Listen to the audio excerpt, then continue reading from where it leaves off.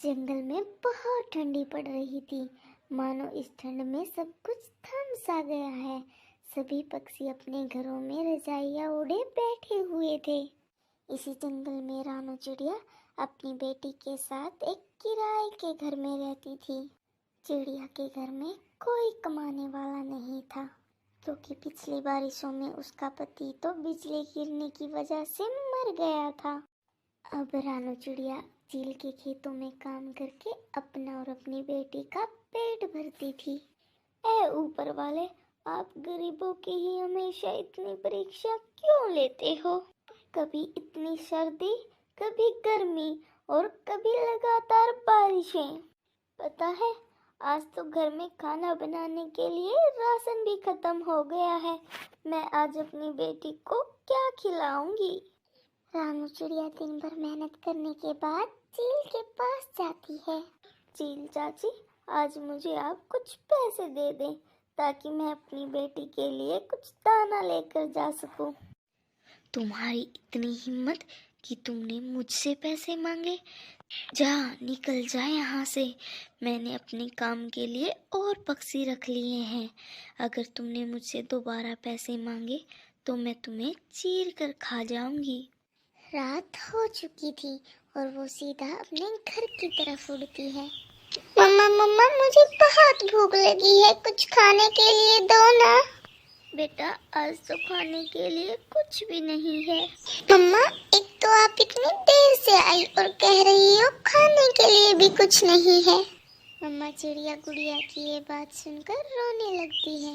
मम्मा मम्मा, आप क्यों रो रही हो? चुप चुप हो जाइए, मुझे भूख नहीं लगी है। गुड़िया मेरी जान, मुझे माफ कर दो।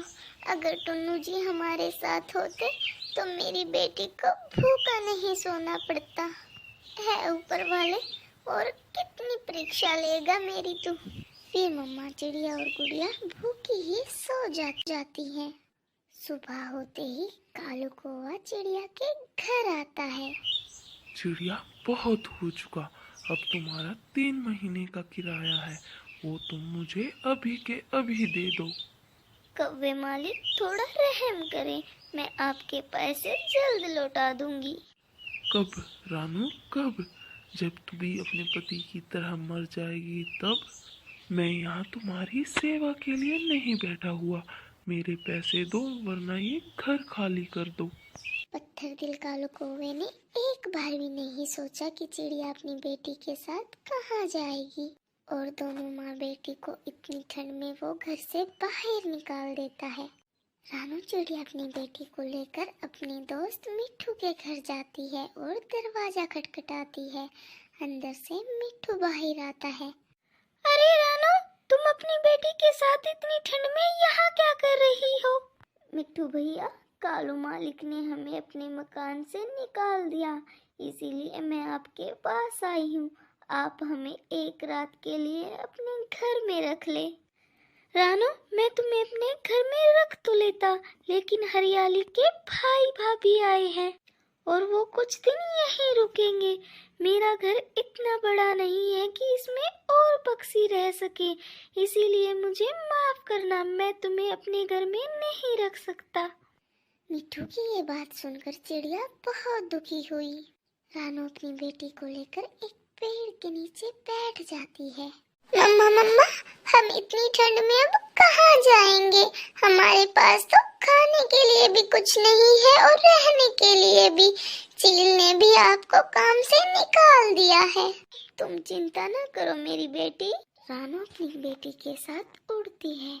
उन्हें उड़ते उड़ते सुबह से शाम हो जाती है, लेकिन अभी तक उनके पास ना तो खाने के लिए कुछ था और ना ही रहने का ठिकाना।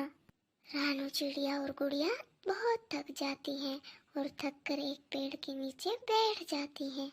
मम्मा, मुझे बहुत भूख लगी है और ठंड भी। रानू अपनी बेटी की बातों का कोई जवाब न देती।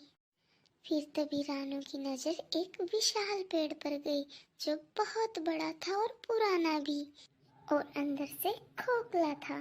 फिर रानू जल्दी से अपनी बेटी को लेकर पेड़ के पास जाती है। देखो बेटी, हमारे रहने का इंतजाम हो गया। हाँ मम्मा, इस पेड़ के खोकर में तो हम माँ बेटी आराम से रह सकते हैं। फिर वो माँ बेटी उस पेड़ की खोकर में अपना घर बना लेती हैं। अगली सुबह रानू काम की तलाश में निकल जाती है और उसे कबूतर के खेत में काम मिल जाता है। और शाम को आते हुए रानू चिड़िया अपनी बेटी के लिए ढेर सारा खाने का सामान लेकर आती है। आपको ये कहानी कैसी लगी कमेंट करके जरूर बताना। धन्यवाद। दूर किसी जंगल में लाडो चिड़िया अपनी बेटी गुड़िया के साथ रहती थी। जंगल में लाडो चिड़िया की एक चाय पकौड़े की छोटी सी दुकान थी। लाडो चाय पकौड़े बेचकर ही अपने घर का खर्चा चलाती। लाडो के हाथों के चाय पकौड़े बहुत ही स्वादिष्ट होते थे। इसी वजह से लाडो चिड़िया के चाय पकौड़ों की अच्छी बिक्री हो जाती थी। लाडो के ग्राहक बंधे हुए थे, इसीलिए शाम होने से पहले ही लाडो के सारे चाय पकौड़े बिक जाते थे। आज तो लाडो बहन आपने आने में बहुत देर कर दी। कहाँ थी आप अब तक? हम तो कब से इंतजार कर रहे हैं आपका। कबूतर भाई, आज हमारे जंगल के बाजार में अच्छी और ताजा सब्जियां नहीं थी, इसीलिए मैं दूसरे जंगल गई थी ताजा सब्जियां लेने के लिए। आपको तो पता ही है, मैं अपने ग्राहकों की सेहत के साथ कोई समझौता नहीं कर सकती। आप खाकर देखें, पकोड़े बहुत अच्छे बने होंगे। अरे, आपके पकोड़ों की तारीफ तो अब दूसरे जंगलों तक होने लगी है। वो मेरी बहन है ना, वो कह रही थी कि मुझे लाडो के हाथों के पकोड़े खाने हैं। जब मैं उसके घर जाऊंगा अब की बार पकोड़े लेकर जाऊंगा। ठीक है कबूतर भैया, आप ले जाना। फिर लाडो सभी पक्षियों को पकोड़े दे देती है जो उसके इंतजार में बैठे हुए थे। जंगल में गौरी और कालू नाम के दो कौवे रहते थे जो लाडो चिड़िया को देखकर हमेशा जलते रहते थे। कालू जी, अगर इस चिड़िया की बिक्री ऐसे ही होती रही तो ये हमसे भी अमीर हो जाएगी, और मुझे ये बिल्कुल बर्दाश्त नहीं है कि कोई इस जंगल में हमसे अमीर हो। हाँ गौरी, तुमने ठीक कहा, इस चिड़िया का कुछ करना होगा। अगले ही दिन गौरी और कालू चिड़िया के सामने चाय पकोड़े की दुकान खोल लेते हैं और चिड़िया से कम दामों में चाय पकोड़े बेचने लग जाते हैं। चाय पकोड़ों का कम दाम सुनकर सभी पक्षी कालू और गौरी के पास चाय पकोड़े खाने के लिए चले जाते हैं। टूनी के सारे बंधे हुए ग्राहक गौरी और कालू के पास चले जाते हैं। आज लाडो की एक भी रुपए की बिक्री नहीं हुई थी। लाडो अपने चाय पकोड़े के बचे हुए सामान को लेकर घर चली जाती है। देखो देखो कालू जी, उस चिड़िया का मुंह कैसे लटका हुआ है। अगर हमारा काम कुछ दिन ऐसे ही चलता रहा तो ये छोटी चिड़िया अपने आप अपनी दुकान बंद करके यहाँ से चली जाएगी। हाँ गौरी, तुमने ठीक कहा, जब ये दुकान बंद कर देगी तो हम अपनी चाय पकोड़ों के दाम दुगने कर देंगे। मम्मा क्या हुआ, आज आप चाय पकोड़ों का सारा सामान घर क्यों ले आई? फिर लाडो सारी बात गुड़िया को बताती है। मम्मा आप चिंता मत करो, आपके जैसे चाय पकोड़े इस जंगल में कोई नहीं बना सकता। गुड़िया बेटा, मैं क्या करूं, उन्होंने तो दाम भी आधे कर दिए हैं। इतने पैसों में तो मेरे चाय पकोड़ों का सामान भी नहीं आता। फिर तो मम्मा गौरी और कालू अंकल घटिया सामान इस्तेमाल करते होंगे पकोड़े बनाने के लिए, इसीलिए तो वो सस्ते दामों में बेच रहे हैं। पता नहीं गुड़िया बेटा, वो मुझे नीचा दिखाने के लिए कुछ भी कर सकते हैं। उन कौवों को बिल्कुल बर्दाश्त नहीं है कि कोई भी पक्षी उनसे अमीर हो। गौरी और कालू थोड़े दिनों तक तो अच्छे सामान से चाय पकोड़े बनाकर बेचते रहे। फिर वो अपने लालच पर काबू न कर पाए और सड़े गले और मिलावटी मसालों से पकोड़े बनाने लगे और चाय में भी दूध न के बराबर डालने लगे। धीरे धीरे गौरी कालू के चाय पकोड़े खाकर सभी पक्षियों की तबीयत खराब होने लगी। कबूतर यार, कल से मेरे बेटे की उल्टियां बंद नहीं हो रही। हाँ मिट्टू यार, लूसी की तबीयत भी कल से बहुत खराब है। बुलबुल डॉक्टर ने कहा है कि ये सब कुछ खराब सब्जियों से बने हुए सामान को खाने से हुआ है। ये जरूर उन कौवों के पकोड़े खाने से हुआ है। कल लूसी ने कौवों की दुकान से पकोड़े खाए थे। और मैं भी छोटे मिट्टू के लिए कौवों की दुकान से ही पकोड़े लेकर गया था। फिर सभी पक्षी इकट्ठा होकर चील के पास जाते हैं क्योंकि उन्हें पता था उनके कहने से तो कौवे दुकान बंद करने वाले नहीं हैं। चील तो पहले ही परेशान थी क्योंकि उसके बेटे चीलू ने भी कल कौवों के दुकान से पकोड़े खाए थे और वो भी कल रात से ही बीमार पड़ा हुआ था।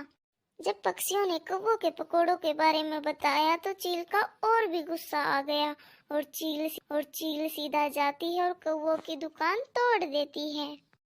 गंदे कौवो, तुम्हारे पकोड़े खाकर बड़े और बच्चे सभी बीमार हो रहे हैं। अगर तुम मुझे दोबारा चाय पकोड़े बनाते हुए दिखाई दिए तो मैं तुम्हें मार कर खा जाऊंगी। चील की इतनी बात सुनते ही गोरी कोलू तो वहां से भाग जाते हैं। चिड़िया की दुकान पर अब पहले की तरह पक्षियों की भीड़ लग गई थी। सभी पक्षी चिड़िया के पास वापस से पकोड़े खाने आने लगे। अगर दोस्तों आपको कहानी अच्छी लगी हो तो लाइक शेयर सब्सक्राइब जरूर करें।